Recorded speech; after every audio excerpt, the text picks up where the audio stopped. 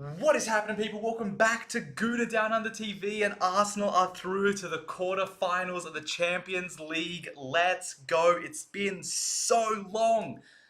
Oh, before we get into the game, the whole tie, the other team, the coach, everything, we got to start off by saying, if it's your first time, if it's your 100th time, whatever it is, please make sure to like and subscribe to the video. It does really help out the channel. With that being said, we got to get straight into this. I don't know how much I'm going to be able to hold myself. We're probably going to rant, rumble. Nothing's going to make sense. Somehow, some way, we'll get there. We will get there. We got to start off before the game even started. The lineup, honestly, I was quite shaky with it. Another game with Trossard out on the wing, Havertz at striker. I don't think that pair is the best as well. I thought Trossard, I feel like he's a little bit behind it these days. His legs seem a bit slower. Not there. He's not able to create as much space. He's not able to get in as good shooting positions. And for the majority of the game, I was right. But for the one damn moment that mattered, I could not have been more wrong. And that's what Trossard does. I've always said, regardless of Trossard, maybe not playing well, he's probably the best finisher in our team. Can score with both feet, the most variety of finishes, clinical as well. Doesn't need too many opportunities, and that's exactly what he did. So I'll hold my hands up. Trossard should have started, not Jesus, who I thought maybe would be the more dynamic on the wing, be able to, provide a little bit more threat to João Mario, the whole Porto backline. Arteta got it absolutely right. Absolutely right. It was a beautiful little combination between Odegaard and Trossard. Odegaard with, may I say, the very Mesut Ozil-like assist, completely, threading that pass through the needle of Porto's backline. It was like four players there. It was four Porto players. Anytime we had the ball, Porto were absolutely swarming us. So he did well to, do a little fake with the looking one way, go the other. Absolute beautiful pass, beautiful goal as well. Oh, but man, besides that, the game was cagey. The game was cagey, and Porto were doing every single thing they could to just slow this game down. Fouling left, right, and center. They were physical, they were dirty, the dark arts, everything about it. Everything about it. You could tell they were setting up for a certain way. I thought they would be a little bit more reserved at the start. They really came at us. They were pressing high. I didn't expect that, coming to the Emirates. I thought they maybe will sit off a little bit more. Fair play to them, they didn't. I thought while we're here, let me just get this out of the way. We won, so I can be salty, I can't be salty, whatever your thoughts are. I thought the ref had an absolute shocking game. Absolute shocking game. Just had no control. And look, I love a bit of physicality. I love it. But there needs to be consistency. There needs to be consistency. Every time there was a challenge, it really just looked like a roll of the dice. That looked weird. I'm talking about dice here. Is it a foul? Which team's it a foul on? Is it a throw-in? Honestly, it seemed like he had no consistency at all. One time, Havertz got kicked in the foot. It was a Porto free kick. I honestly could not understand what was going on. Thought he had no control of the game. No one knew what they could or couldn't get away with for spells. We were fouling when Porto were doing the same thing. It was no foul, vice versa. It was just a mess. It was just a really poor game from the ref. Even the Havertz goal. If you look at it just in isolation, of course it's a foul. He was tugging on Pepe. But if you're looking at it over the course of the game, that's what was allowed most of the game. You can't let a game get to that point, and then as soon as we benefit from it, you scrap it. There was a point maybe, I don't know, earlier in the game, Gabriel probably got his shirt tugged 4 times in about 20 seconds, and still not one foul, so I don't know. It doesn't really matter though, we did get through, so that's the end of the refereeing rant. We're going to skip that. But like I said, it wasn't really one of those beautiful performances. Porto did everything fair play to him to slow us down, and they did it really well, and we were starting to really just rely on long balls. We weren't able to pass out from the back at all. I feel like at times we didn't even try.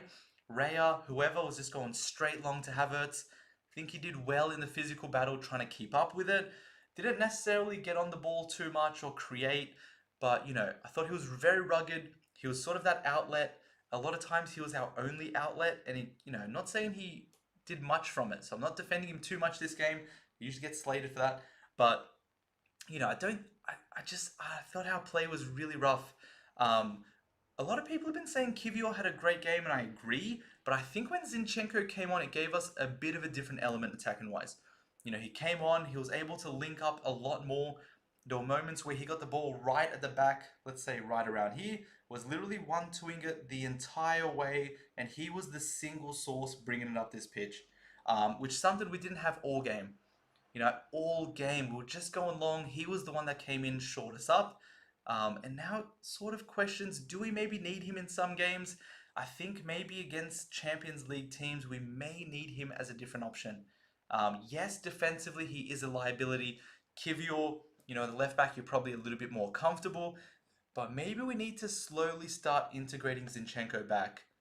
If not him, maybe Tomiyasu, someone similar who can just drive that ball up the field. I feel like with Kivior there, he just doesn't able to, defensively great, even attacking wise, at times with some neat passes, but over a full 90 just doesn't really offer that outlet on the left. And especially against, teams like Porto who are going to be all on us every single second, just didn't give us much room to play. I think we need as many ball plays as we can have. Jorginho, thought he was solid again. He was getting, a bit bullied. We ended up going, switching from him going Havertz back into the midfield. And I thought we probably looked a little bit better. When Jesus came on, it gave us a little bit more dynamism. We were able to push up a little bit more. But again, it was one of those games where it was maybe one or two moments every 10, 15 minutes. It felt like everything else was just in that middle area. Couldn't really get any break. A lot of people slagging Bukayo for his performance in the game. I thought, again, what really to do if your team's not able to hold the ball for any length and position or any length and time?